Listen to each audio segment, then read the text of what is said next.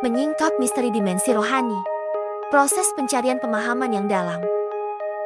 Salam sejahtera. Hati-hati dalam memahami peran guru pembimbing dan keberadaan Allah dalam hati.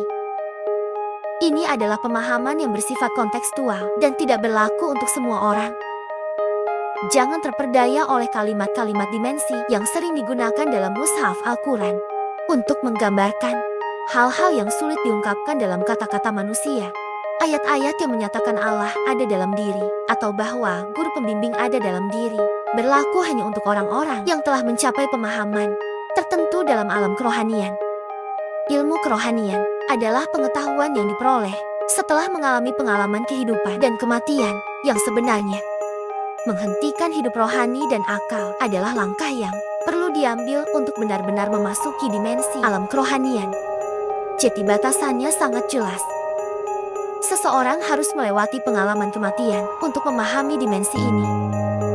Contoh dari sejarah, seperti Sunan Kalijogo, Sunan Bonang, atau Sunan Prapeng, menunjukkan proses panjang yang harus dilalui untuk mencapai pemahaman ini selama kita belum memasuki dimensi kerohanian.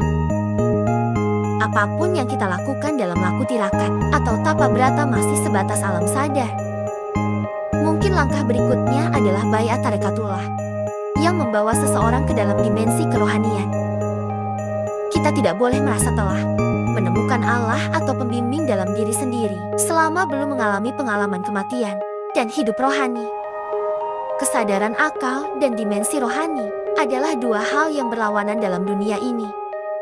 Oleh karena itu, seseorang harus dihidupkan secara rohani melalui baiat sebelum jasmani dan rohani dapat bersama-sama. Semua upaya mencari Tuhan adalah langkah-langkah menuju pemahaman yang lebih dalam. Mari terus mencari pemahaman yang lebih dalam perjalanan spiritual kita.